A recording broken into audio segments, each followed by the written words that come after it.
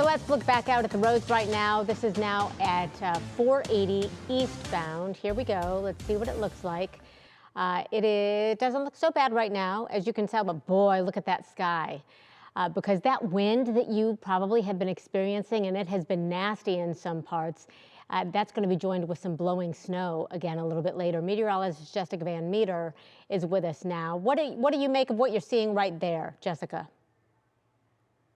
The snow and the not nice conditions, and that is going to be the case especially for eastern areas, but we're also watching a band coming in off of the lake, so everyone's going to get in on at least a little bit of snow potential, but we're going to keep that weather impact alert around really through tonight. High winds still going to be possible. We've had gusts over 50 miles per hour, even some reports over 60. Snow squalls are going to be with us through this evening. We'll see it tapering off to more lake effect focused as we get into the overnight. We're going to keep that bitter cold around as well.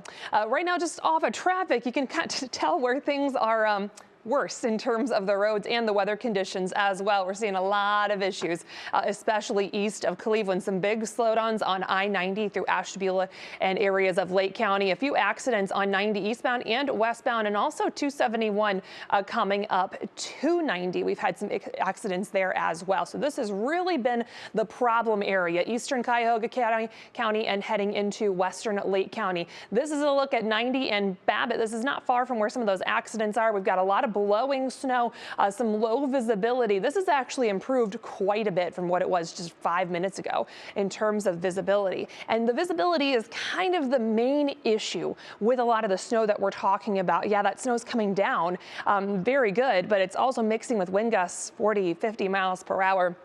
And that causes a lot of issues with visibility and blowing snow. We can see where that visibility is really worse out towards Lake County, just about a quarter of a mile right now towards Menor, quarter of a mile for Ashtabula. So a good portion of that I-90 corridor, about a quarter of a mile or less for visibility. And that is going to continue to cause some issues for driving. So we do have that snow squall warning that is in place east of Cleveland in particular. That is expected to go until 4:30 here. We do have some additional snow that's just off the lakeshore. So we're watching that very closely. But again, the bigger concern is that the snow is mixing with all of this wind that we've had through the overnight and today. You've probably seen it and felt it out there. Wind still gusting to 53 miles per hour.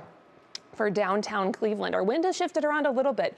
Was initially kind of from the west-southwest earlier this morning. We're picking up a little bit more of a northwest wind, and that's going to allow us to transition to more lake effect as we go through the overnight hours. For right now, though, we still have plenty of heavy snow that is coming in off of the lake shore. Not as much if you're further south, but really along the lake shores where we're really going to be focusing that, particularly east of Cleveland. We do have another band that is just north off of the shoreline from Cleveland, so that's going to be settling south. We're going to watch that very closely as well.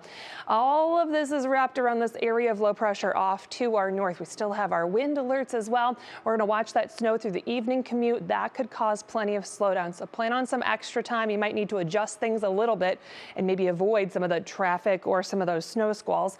We'll pick up the National Design Red hour by hour forecast. Again, we're going to stay cold and windy through the evening hours. That snow kind of tapers off to the south, and then we are going to see some lake effect snow that kicks in through the evening and even continuing into the overnight hours. We'll see those bands become more focused over areas of the snow belt. By the time we get into tomorrow morning, temperatures start off teens, low 20s, feeling close to zero for many areas, but we should see some of that lake effect kind of tapering off as we go through the morning, so a little drier through the daytime as we get into tomorrow.